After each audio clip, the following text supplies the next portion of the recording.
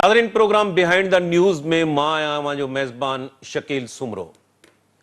आलमी सूरत हाल में ख़ासि तौर ते रूस यूक्रेन जी जेका जंग आहे उन जा पूरे ख़िते ते असर पइजी रहिया आहिनि ऐं उन खां बाद में चीन ऐं अमेरिका जे विच में जेका छिकताण आहे उन छिकताण जा बि असां ॾिठो वञे त पूरी दुनिया ऐं ख़ासि तौर ते जेको साउथ एशिया वारो ख़ितो आहे उन ते तमामु घणा असर पइजी रहिया आहिनि ऐं उन हवाले सां चीन ऐं पाकिस्तान में जेको सीपेक जा मामला हुया उहे सीपेक जा मामला केतिरो मुतासिर थिया आहिनि, उन्हनि में केतिरी अॻभराई थी आहे, छाकाणि त असां ॾिसूं था त गवादर जे अंदरि जेको पोर्ट आहे उन में सऊदी अरब जी जेका आहे उहा बि उन सीड़पकारी शुरू कई आहे। उनखां सवाइ चीन जो जेको वज़ीर ख़ारजा आहे, परॾेही वज़ीर आहे, उनखे कम्युनिस्ट पार्टी जेको आहे बरतरफ़ करे छॾियो आहे ऐं उहो परॾेही वज़ीर आहे जेको काफ़ी अरसो जेको आहे अमेरिका जे अंदरि जेको आहे उहो सफ़ीर बि रहियो ऐं ख़ासि तौर ते बास्केटबॉल ऐं बेसबॉल जेको हुयो उहे डिप्लोमेसी में हुन तमामु घणा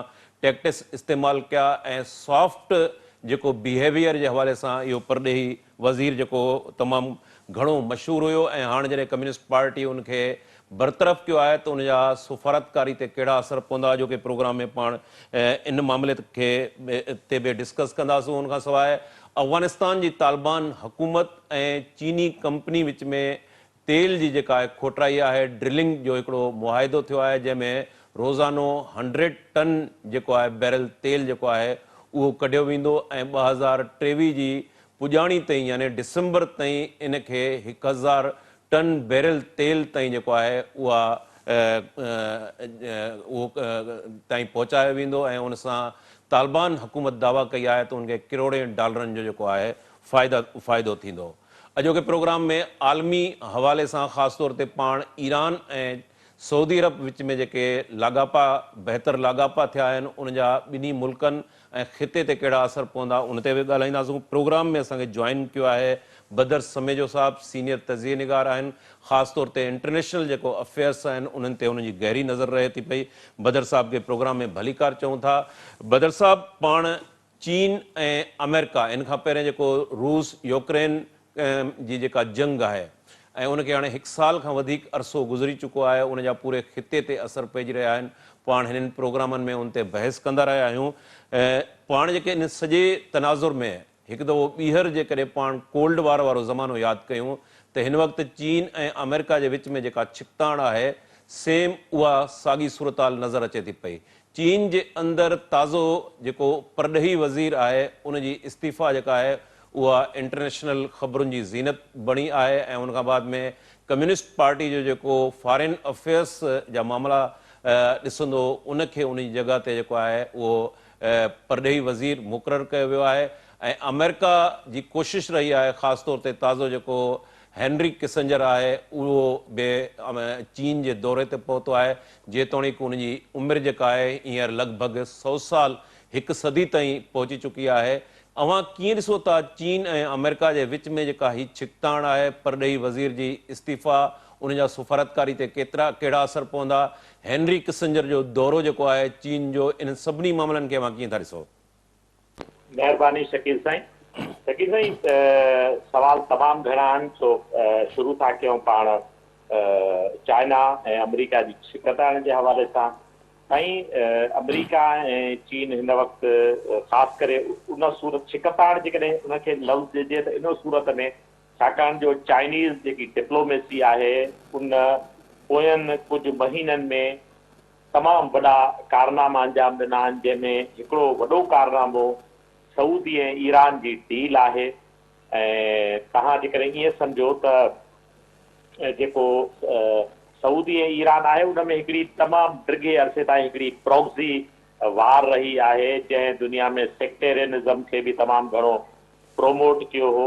ऐं तव्हांखे यादि हूंदो त जॾहिं 1979 में ईरान में इनकलाब आयो हो त उन इनकलाब जे नतीजे में हिकिड़ी वार थी हुई जेकी तंहिं वक़्तु अमेरिका जी सपोर्ट हुई इराक खे। उन हिकिड़ी वार कई जेकी 8 सालनि ताईं उहा जंग रही हुई ऐं उन 8 सालनि जी जंग में ईरान ऐं इराक हिक ॿिए ते घणा हमला कंदा रहिया या ॿी ॻाल्हि आहे त उहे चवनि था त वेपन्स जेके हिन ते इक़बाल अहमद जो हिकिड़ो मज़मून हुयो रेंटियर स्टेट्स, हुन में हुन लिखियो त इहे ॿई जेके आहिनि कंहिं न कंहिं तरीक़े सां इसराइल खां बि वेपन वठंदा रहिया हुया तंहिं ज़माने में। सही। बहरहाल त उनजो इहो थियो त ख़ुदि जेके असांजा मुल्क हुया उन में बि तमामु ईरान बि वॾी इन्वेस्टमेंट कई ऐं इराक ऐं सऊदी मां बि तमामु वॾी इन्वेस्टमेंट थी, जेकी तव्हां जेके तव्हां ज़ियाउल हक़ जे ज़माने में चवंदा हुओ त हिते रिलीजियसिटी जेकी असांजे समाज में घणा उन जा पेर पुख़्ता थिया, उनजो रीज़न इहो बि हुयो। अॼु जॾहिं चाइना जे विच में इहो इख़्तिलाफ़ ख़तमु करायो आहे ऐं उहे इवन सीरिया खे बि उन OIC में अंदरि आणनि था, उनखां पहिरियों हिकिड़ो अखु इस्तेमालु थींदो शिया आर्च हुनखे सॾींदासीं, यानी right from Iran up to Hezbollah ताईं जेकी इसराइल जे ख़िलाफ़ जंग में हुई उन ताईं, ऐं उनमें बशर अल असद जो बि हिकिड़ो अलवाइट्स जेके हुया या होसी बागी, इहे सभु असां नाला ॿुधंदा रहिया आहियूं यमन में, इहे सभई जेके हुया one way or the other Iran जी बैकिंग हुई उन्हनि खे। हाणे जॾहिं इहो मौक़ो आयो आहे ऐं स्ट्रेट ऑफ हॉर्मुज़ जे ॿिन्ही तरफ़नि जेके मुल्क आहिनि इन लाइ जेकी वॾी में वॾी हिन जी ख़ुशूसियत आहे सही उहा इहा आहे त they are oil producing countries, ऐं चाइना असांखे सम्झणु खपे त दुनिया में इन्हनि मुल्कनि मां वधि में वधि जेको ऑयल इम्पोर्ट कंदो आहे उहो चाइना कंदो आहे। तॾहिं तंहिं लाइ चाइना कोशिशि इहा कई आहे त कहिड़े बि तरीक़े सां हुनजी ऑयल जी तरसील डिस्टर्ब न थिए, नंबर 1।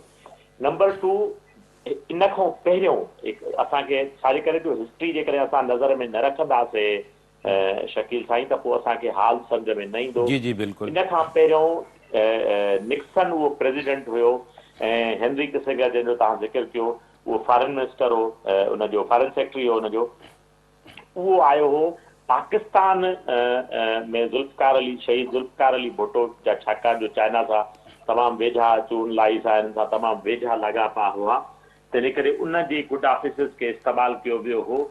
ऐं उन ज़माने में हिकिड़ो न्यूयॉर्क टाइम्स जो साईं हिकिड़ो सहाफ़ी हो जेम्स रेस्टन उनखे सॾींदा, तमामु वॾो मोतबर नालो हुयो सहाफ़त में, उन बि डिप्लोमेसी इस्तेमालु कई। उन छा कयो त चाइना में उहो वियो ऐं मिसाल हिकिड़े आकूपंचर जे हिकिड़े क्लिनिक ते वियो ऐं उते आकूपंचर वारो जेको उतां जो फोटो वञी पंहिंजो कढाए सिर्फ़ु इहो वेस्ट खे में इहो ॿुधाइण लाइ या रशिया खे इहो ॾेखारण लाइ त भई तमामु माना how close America is to China, छाजे करे जो चाइना ऐं अमरीका जेकॾहिं रूस ॿई गॾजनि था न साईं, त स्पेशली अफ्रीका में, इहा ज़हन में रखो, स्पेशली अफ्रीका में हिन जो तमामु वॾो इन्फ्लुएंस आहे। इन्हनि जो इन्फ्लुएंस जो मुक़ाबिलो अमरीका वटि एटलीस्ट अफ्रीकन खंड में न अथव, इहा ॻाल्हि ज़हन में रखो। सो तंहिं ज़माने में छा थियो जो हिकिड़े थोरे वक़्त लाइ रूस ऐं चाइना में हिकिड़ो नंढिड़ो इख़्तिलाफ़ थी पियो, उन इख़्तिलाफ़ खे अमरीका इस्तेमालु कयो ऐं उन में निक्सन बाद में वञे थो ऐं इहा ई उहो फेज़ हुयव जे अॻिते हली कोल्ड वार खे फाइनल फेज़ में आंदो ऐं 1989 में फाल थिए थो पंहिंजो रशिया जो। पर इहो बि ज़हन में रखो त जॾहिं रशिया जो फाल थियो त रशिया सां हिकिड़ा मुआहिदा कया विया तंहिं ज़माने में, उहे मुआहिदा इहे कया विया त भई रशिया जे ख़िलाफ़ जेको आहे कंहिं बि क़िस्म जी जंग खे न उत्साहियो वेंदो, इहा ॻाल्हि हुननि वादा कया। उनखां बाद में जॾहिं अमरीका उन वादनि तो रिट्रीट कयो त हिकिड़ो जॉर्ज केनान डिप्लोमेट हुयो साईं, इन रशिया में बि उहो सफ़ीर रहियो, उन बाक़ाइदे तंबीह कई अमरीका खे त तव्हां रशिया सां जेके वादा कया आहिनि तव्हां उन तां वापसि था वञो, तव्हां हुन ते नथा बीहो, इहा ॻाल्हि मुनासिब न रहंदी, इन तरह जूं ॻाल्हियूं कई वयूं। बहरहाल ख़ैर हाणे जॾहिं इहे सभु मामला मां इन जे करे थो ॻाल्हायां जो सभु मामला one way or the other गॾियल आहिनि। इन साईं चीन जे मामले सां यूक्रेन जो मामिलो गॾियल आहे। चीन सां जेकॾहिं अमरीका छिकताण में थो अचे त अमरीका हिकिड़ो अहिड़ो प्लेयर विञाए थो पंहिंजे तरफ़ खां जेको रूस ते तमामु वॾो इन्फ्लुएंस रखे थो, यानी चाइना जेकॾहिं सही नमूने किरदारु चाइना खां अदा कराए वञे थी सघे थो उहो यूक्रेन वार खे रोकण में मदद करे, पर शायदि वेस्ट चाहे नथी त यूक्रेन वार। मां चाहींदुमि त तव्हां उन जे लाइ बि अलॻि सां ज़रूरु सुवाल कयो त यूक्रेन वार में आख़िर छा मामिलो आहे। पर जेकॾहिं चाइना जे हवाले सां ॻाल्हायूं था त चाइना जो इन्फ्लुएंस तमामु तेज़ी सां वधियो आहे ऐं भले इंडिया खे केतिरो बि उनजे अगेंस्ट प्रोमोट कयो वञे, पर मां नथो सम्झां त इंडिया अमेरिकन जीअं जहिड़े नमूने अमेरिका जे चए ते इंग्लैंड सवाइ इंग्लैंड जे ॿियो केर बि न ईंदो आहे सॼे यूरोप में, पर इंग्लैंड जीअं अचे थो ईअं इंडिया एतिरो खुली करे न अचे सघंदो, इंडिया अफोर्ड नथो करे सघे। तंहिं करे मां ईअं सम्झां थो त हिन वक़्तु चाइना जी डिप्लोमेसी तमामु घणी डीप रूटेड आहे ऐं इन प्रूव कयो आहे त हाणे जेको ताक़त जो बुनियादु आहे उहो वेस्ट मां खिसकी ईस्ट में अची रहियो आहे। जी शकील बदर साहब, जीअं तव्हां चयो त चीन जो तेज़ी सां जेको आहे उहो इन्फ्लुएंस वधी रहियो आहे, इकोनॉमिकल टेक्नोलॉजी जे हवाले सां बि तमामु घणो रूस सां हू वेझो थियो आहे। कोल्ड वॉर जे ज़माने में रूस ऐं चीन जे अंदरि एतिरी वेझड़ाई न हुई बल्कि इख़्तिलाफ़ हुयो। त हिन वक़्तु ख़ासि तौर ते जेको डिप्लोमेटिक फ्रंट आहे या जेको इंटेलिजेंस आहे इंटरनेशनल, उन में तव्हां सम्झो था त हेनरी किसिंजर जो जेको दौरो आहे या ही जेको फॉरेन मिनिस्टर आहे चाइना जो, उनजी जेका टर्मिनेशन आहे उनखे कीअं था सम्झो? किथे उन फॉरेन मिनिस्टर जा लिंक त न हुया अमेरिकन कंहिं पाण CI बि चई सघूं था या किथे डिप्लोमेटिक फ्रंट ते हिन टर्मिनेशन खे अवां कीअं था ॾिसो? इहो काफ़ी इंटरनेशनल हिन वक़्तु वॾो डिस्कशन में आहे इन जी टर्मिनेशन। शकील साईं, असल में छा हूंदो आहे त बेसिकली जेको डिप्लोमेट हूंदो आहे उन जे लाइ हिकिड़ो अंग्रेज़ी में महावरतन चइबो आहे, अ पर्सन हू लाइज़ इन अ फॉरेन कंट्री फॉर हिज कंट्री। इहो दोहरी माना में इस्तेमालु थींदो आहे। लाइज़ माना रहणु, लाइज़ माना कूड़ु ॻाल्हाइणु। सो जेको डिप्लोमेट हूंदो आहे बेसिकली उन जो बुनियादी तरह सां कमु हूंदो आहे पंहिंजे मुल्क जी फेवर ॾिसणु। ॾिसो, पॉलिटिक्स अल्ट्रुइज़म पॉलिटिक्स में न थींदी आहे, पहिरीं ॻाल्हि सम्झी छॾियो। पॉलिटिक्स जी जेकी बुनियादु आहे, फॉरेन रिलेशन्स जी जेकी बुनियादु आहे, उहो पंहिंजे मुल्क जी बहितरी ॾिसणु आहे। ॾिसो, जेकॾहिं को डिप्लोमेट आहे, अमेरिकन डिप्लोमेट हूंदो, मिसाल ब्लिंकन आहे, छा ब्लिंकन किथे इहा ॻाल्हि क़बूलनि लाइ तयारु आहे त अमेरिका मतिलबु सॼी दुनिया में अमेरिका जेको आहिनि उहे डिक्टेटर्स खे प्रमोट कयो आहे? हू चवंदो? हू न चवंदो। हू कॾहिं बि अमेरिकन पॉलिसी कंहिं बि तरह जी पॉलिसी ते तनक़ीद न कंदो, छाकाणि जो हुनखे पंहिंजे मुल्क जी फेवर ॾिसणी आहे। जेतोणीकि चाइना इन हवाले सां किथे बि का एक्सप्लेनेशन न ॾिनी आहे त हुन किंग गैंग शायदि हुनजो नालो हुयो, सो उनखे हुननि छो रिमूव कयो आहे। बाक़ी इहा ॻाल्हि ज़हन में रखी छॾियो त जेकॾहिं को मुल्क सम्झंदो त को बि डिप्लोमेट, को बि सफ़ीर हुननि जी पॉलिसी खे प्रॉपर टो नथो करे ऐं किथे उहो पंहिंजी दानिश्वरी झाड़ण जी कोशिशि थो करे, त मुंहिंजे ख़्याल में हुनखे रिमूव करणु इहो it is totally internal matter, कंहिं बि मुल्क जो इंटरनल मैटर आहे। उहो कंहिं बि सफ़ीर खे हटाए सघे थो।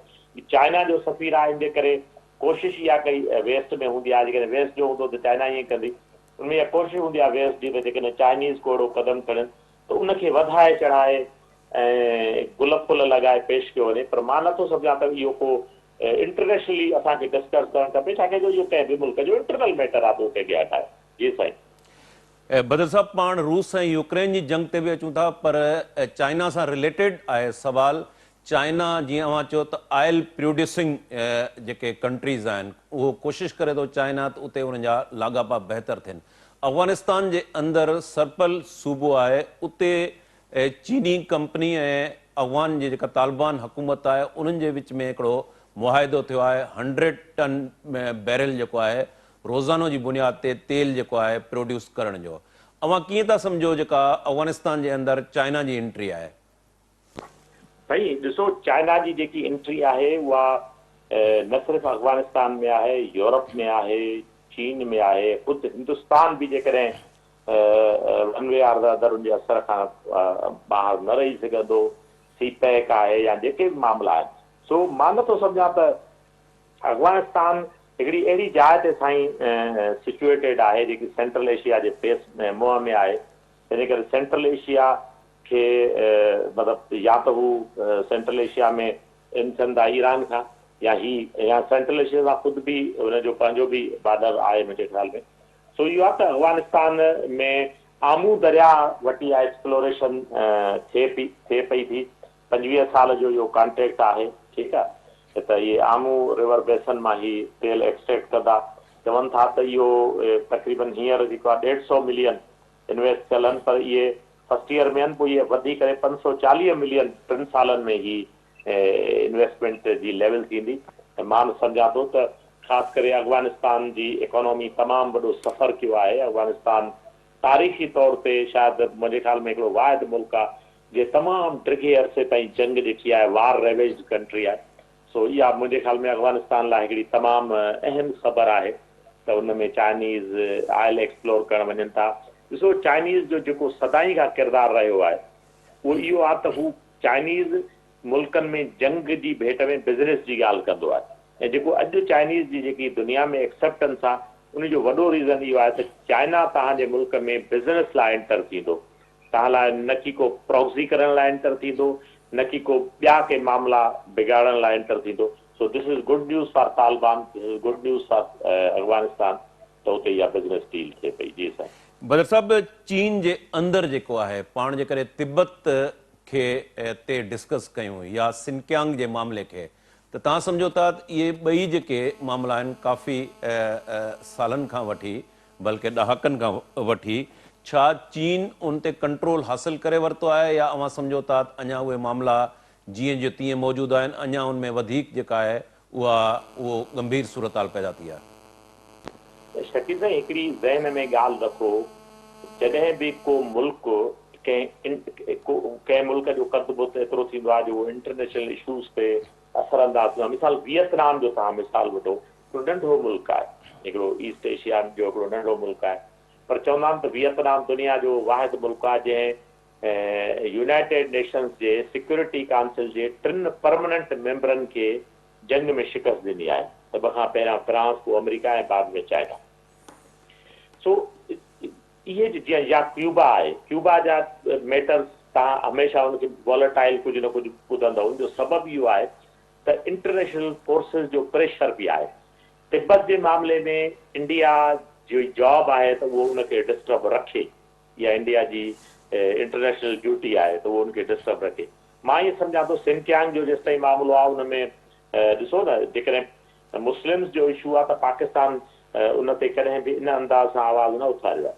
त मां इहो सम्झां थो त ह्यूमन राइट्स जे इशूज़ ते सभिनी मुल्कनि खे तवजो ॾियणु खपे, पर चाइना इज़ टू इम्पॉर्टेंट त खोड़ उन ते मुल्क इन मामलनि ते ॻाल्हाइनि। चाइना उन खां वधीक इम्पॉर्टेंट आहे, तंहिं करे खोड़ मुल्क मां सवाइ वेस्ट स्पेशली US ऐं इंग्लैंड जे ॿिया को बि मुल्क उन ते डिस्कस न कंदो ऐं अवॉइड कंदो ऐं उनखे इहे खणी चइजे त हिकिड़ो एक्सेप्ट करे वठंदो त भई they will deal it themselves. तो इहो चाइना जे लाइ एॾो मां नथो सम्झां त को फ़िलहाल दर ते सर आहे।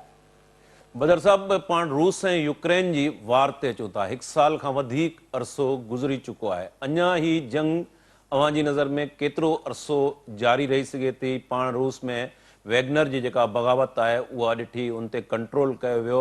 अव्हां कीअं ॾिसो था यूक्रेन रूस उन जंग में सोभारो आख़िर केरु थींदो? तव्हांखे यादि हूंदो शकील साईं, पाण हिन मौज़ू ते ॻाल्हाईंदा बि रहिया आहियूं ऐं मां सदाई इहो चवंदो हुउसि त यूक्रेन ऐं रूस जी जंग न थींदी। जेकॾहिं तव्हां विसरी विया त मां तव्हांखे यादि ॾियारायां। मां बेशक ग़लति हुयुसि हुन ते, पर मां इहो ज़रूरु एक्सेप्ट थो कयां तव्हांजे प्रोग्राम में त मां इहो चवंदो रहियुसि त न थींदी। उनजो सबबु इहो आहे त रूस ऐं यूक्रेन जी जेकी जंग आहे उहा हाणे त शुरू थी चुकी आहे। तंहिं करे हाणे उन मां इहा ॻाल्हि ज़रूरु तव्हांखे ॿुधायां त हीअ हिकिड़ी अहिड़ी जंग आहे जेका रूस कंहिं बि क़ीमत ते हारींदो न। जेकॾहिं रूस हारे थो त प्यूटिन कुझु न बचंदो। प्यूटिन लाइ इहो सम्झो त हाणे सिरदर्द जी बाज़ी लॻाइण जो मामिलो आहे। ऐं तव्हांखे यादि हूंदो जॾहिं क्यूबा मिसाइल क्राइसिस जेको मशहूरु हिकिड़ो अखर आहे 62 में थिया हुया, हुन में छा थियो त ख्रूशेव मिज़ाइल लॻाया हुआ, मुंहिंजे ख़्याल में पिग्स सरबो आहे हुनखे, आइलैंड अहिड़े टाइप जो कुझु नालो आहे क्यूबा में। उते हुननि जेके आहिनि उहे मिसाइल लॻाया त तक़रीबन अमेरिका ऐं रूस directly on the verge of war हुया। उनखे वक़्ती तौर ते मुंहिंजे ख़्याल में तंहिं ज़माने में जॉन एफ कैनेडी हो, उनखे उन जंग खे टारियो। ठीकु आहे। सो इहो इन जे लाइ हो जो अमेरिका इहो कतन बर्दाश्त न करे हा त हुनजे बॉर्डर ते अची को होस्टाइल कंट्री मिसाइल लॻाए। तंहिंजे करे इहो त मुमकिन ई कोन्हे त यूक्रेन में अमेरिका खे या वेस्ट खे या नेटो खे, जेको बि नालो तव्हां हुनखे ॾियो, उनखे रूस घुसणु ॾींदो। इहो पॉसिबल ई न आहे। भले कुझु बि थी वञे, रूस जो केॾो बि नुक़सान थी वञे, रूस इन जंग में रिट्रीट न कंदो। नंबर 1 वेस्ट जी पोज़ीशन साईं इहा आहे, तव्हां हाणे बि हिकिड़ो ताज़ो फुटेज ॾिठा हूंदा जंहिंमें चवनि था त जेके आहिनि उहे हिकिड़ो हथियारनि जो वॾो शिप हुयो जेको यूक्रेन जे ॿाहिरां बीठो जंहिंखे मिसिल लॻो आहे, तमामु वॾा धमाका थिया तव्हां यकीन जा फुटेज बि ॾिठा हूंदा। तव्हां हिकिड़े जर्मन सही फॉरेन मिनिस्टर हो, उन चयो हो हिन जंग शुरू थियण खां पहिरियां, हुन चयो हुन मतिलबु एंगला मार्केल जे ज़माने में हुन चयो त प्यूटिन छा थो घुरे, प्यूटिन रेस्पेक्ट थो घुरे वेस्ट खां, ऐं प्यूटिन डिज़र्व थो करे। जेकॾहिं प्यूटिन घुरे थो रेस्पेक्ट त प्यूटिन डिज़र्व थो करे, प्यूटिन वेस्ट खे खपे त प्यूटिन खे इज़त कनि, पर हीअ नथा करनि उहे, हीअ हुनजे किनारे ते वञनि था, तंहिंजे करे प्यूटिन कंहिं बि सूरत में इन जंग खां रिट्रीट न कंदो। नंबर 1। नंबर 2, जेको ज़ेलेंस्की आहे, जेको यूक्रेन जो साईं प्रेसिडेंट आहे, उहो पाण जू आहे, ठीकु आहे साईं, पर चवनि था त जेके वेझा माण्हू आहिनि उहे नाज़ी जेकी सोच हुई, जेकी तव्हांखे जर्मन नाज़ी जेको आहे, उन तरह जी सोच जा माण्हू जेके आहिनि उहे हुनखे इनसर्कल करे वेठा, ऐं तमामु वॾो हथियार वेस्ट जेको आहे उहो यूक्रेन में पहुचाए थो। ऐं ॿी ख़बर इहा आहे, हिकिड़ो इंडियन जर्नलिस्ट आहे सईद नकवी, तमामु वॾो दानिश्वर आहे ख़ासि करे इंटरनेशनल पॉलिटिक्स जे हवाले सां, उन चयो आहे त इवन उनखे हैंडल बि मतिलबु यूक्रेन जे लाइ इशू आहे त शायदि उहे उनखे हैंडल बि न करे सघनि, तंहिंजे करे उनखे हैंडल करण लाइ तमामु वॾी तादाद में जेके आहिनि उहे वेस्ट जा जेके आहिनि फ़ौजी या ईअं कजे त one who can handle those weapons, उहे पोलैंड में आहिनि। सो ही वेस्ट जंहिं अंदाज़ सां जेतिरो अॻिते निकितो आहे, वेस्ट खे खपे त इन खां रिट्रीट करे, छाजे करे जो मग़रिब फ्रांस या ॿियनि मुल्कनि इहो चयो आहे त थोरो बि जेकॾहिं यूक्रेन में मिसहैप थिए थो त उनजो जेको कोलेटरल डैमेज थींदो उहो यूरोप खे थींदो। अमेरिका त 7 समुंड परे वेठो आहे, तंहिं करे यूरोप खे उनजो डैमेज थी सघे थो, तंहिं करे हू इन ॻाल्हि ते बज़िद आहिनि त यूक्रेन में जंग खे एस्केलेशन खां बचायो वञे। वैगनर जी जेकॾहिं तव्हां ॻाल्हि कई त इट वॉज़ नथिंग। सो मां ईअं सम्झां थो त इन मामले में रूस जेकी आहे उहा उनजो पल्लो भारी थींदो, ऐं वेस्ट खे खपे त बजाए जे जेको ॿियो मिसहैप थिए इन खां पहिरियां हू रिट्रीट करे। जी साईं। बदर साहब, पाण यूक्रेन रूस जी जंग ते ई अचूं था। तव्हांजो चवणु आहे त रूस जेको आहे उहो अल्टीमेटली इन जंग में सोभारो थींदो।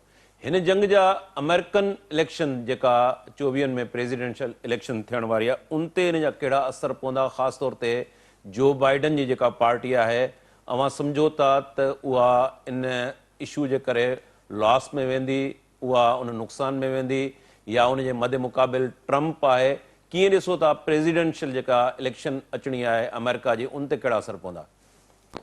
जी बिल्कुलु, मां तव्हां सां 100% सहमत आहियां त बाइडन इहो ॾिसे थो पियो त जेकॾहिं वाकई हिन जंग में हू किथे हारदो नज़र थो अचे। ॾिसो, चवंदा आहिनि त पॉलिटिक्स में रियलिटी खां वधीक सगारी शइ परसेप्शन हूंदी आहे। सो मिसाल जेकॾहिं असां वटि असांजे मुल्क में परसेप्शन ई त फलाणो माण्हू वॾो मक़बूल आहे, त हिननि कोशिशि कई त उन परसेप्शन खे ख़तमु कजे जेकी कामयाब थी थिया। वेस्ट में जेकॾहिं इहा परसेप्शन डेवलप थिए थी किथे त भई वेस्ट जेकी आहे, वेस्टर्न फोर्सिस, उहे मतिलबु उन्हनि जी पस्ती थी आहे, उहे उनखे कामयाबी न थी आहे, त इहो बाइडन लाइ इंतिहाई नागवार हूंदो। ऐं मां सम्झां थो त हीअ जेकी जंग आहे, या जेकॾहिं कंहिं तरीक़े सां वेस्ट इनखे ख़तमु न कयो त बाइडन जे लाइ री इलेक्शन ॾाढी मुश्किल थी वेंदी। जी साईं। ईरान ऐं सऊदी अरब ते पाण अचूं था बदर साहब। ईरान ऐं सऊदी अरब जे लाॻापनि में ॾींहों ॾींहुं बहितरी अची रही आहे। ईरान ऐं सऊदी जो जेको विच में क्लैश हो, ज़ाहिर आहे त उन में जेके डिफरेंट सेक्ट हुआ, उनमें पोइ पाकिस्तान जी सियासत में बि उनजो असरु थियो ऐं पूरे ख़िते जे अंदरि। हिन वक़्तु जॾहिं उन्हनि जा लाॻापा जेके आहिनि, सुफ़ारती लाॻापा, उन में तमामु घणी बहितरी आई आहे, त अवां सम्झो था त ख़ासि तौर ते विच ओभर ऐं पूरे ख़िते ते उन जा कहिड़ा असर पवंदा? जी, मां ईअं सम्झां थो त ख़ुदि जेको पाकिस्तान बि सऊदी जे हुन वेझो रहंदो आहे, पाकिस्तान जा जेके डिसीशन उनमें सऊदी जी राय जी बि तमामु वॾी अहमियत हूंदी आहे। सो मां ईअं सम्झां थो त पाकिस्तान जा तमामु घणा पॉज़िटिव इफेक्ट पवंदा बि, पइजी बि रहिया आहिनि।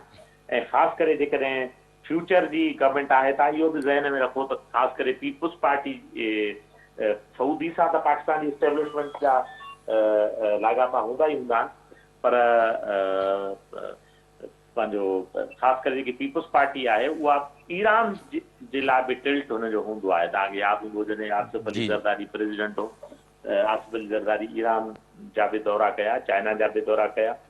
सो मां ईअं सम्झां थो त जेकॾहिं पीपुल्स पार्टी किथे कोशिशि ज़रूरु कंदी हूंदी त हुनखे को अहिड़ो मौक़ो मिले थो त हू इन टाइम मां वॾो फ़ाइदो वठी सघनि था। ख़ासि करे जेको पाइपलाइन जो इशू आहे पाकिस्तान जो, जेकॾहिं ईरान सां उहो कामयाबु थो थिए त इहा पाकिस्तान जी हिकिड़ी वॾी कामयाबी थींदी, मां ईअं सम्झां थो। सो तंहिंजे करे इन जा सुठा असर पइजी सघनि था पाकिस्तान जी सियासत ते। जी साईं। बदर साहब, पाड़ेसरी मुल्कनि जी पाण जे करे ॻाल्हि कयूं, जीअं तव्हां ईरान जी ॻाल्हि कई, पाइपलाइन जो इशू आहे, तीअं पाड़ेसरी मुल्कनि में अफ़गानिस्तान बि अची वञे थो, चीन बि अची वञे थो, हिंदुस्तान बि अची वञे थो। त अव्हां सम्झो था ईंदड़ वक़्त में पाकिस्तान ऐं हिंदुस्तान जे विच में जेके सुफ़ारती लाॻापा आहिनि उन में हिन वक़्तु जेका छिकताण आहे उहा अॻिते हली घटिजी सघे थी?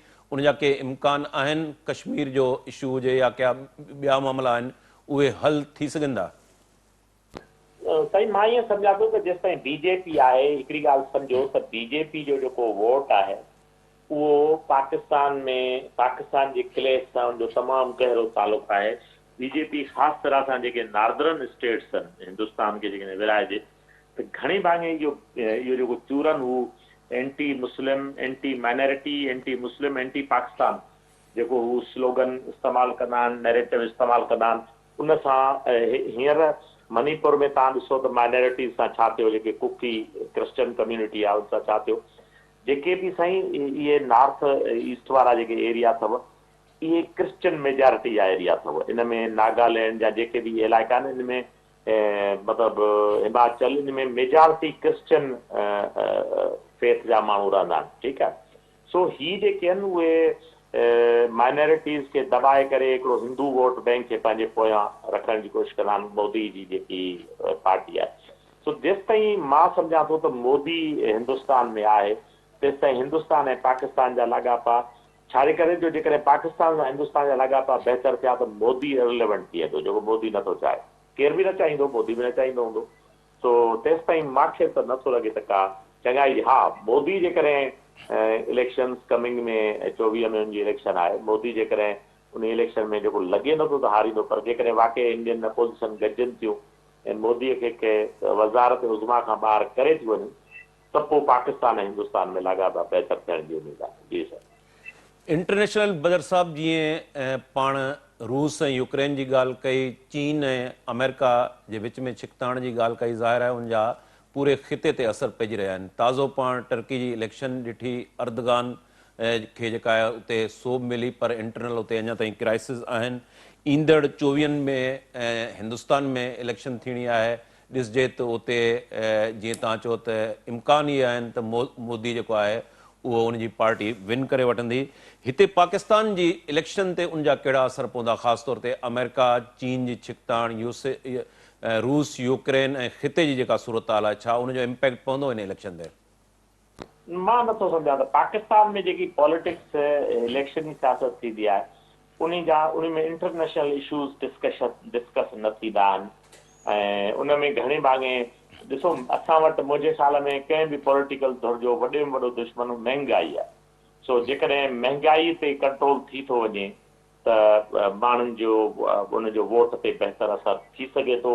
बाक़ी इन खां सवाइ मां नथो सम्झां त को मतिलबु इंटरनेशनल इशूज़ जो असांजी पॉलिटिक्स ते, इलेक्शनी पॉलिटिक्स ते असर न थींदो आहे। इंटरनल इशूज़ जो ज़रूरु थींदो आहे। जी सर। महिरबानी बदर समेजो साहब, हिते प्रोग्राम जो वक़्तु पुॼाणी खे पहुतो। नाज़रीन, ईंदड़ प्रोग्राम ताईं पंहिंजे मेज़बान शकील सुमरो खे इजाज़त ॾींदा। अल्लाह भाई।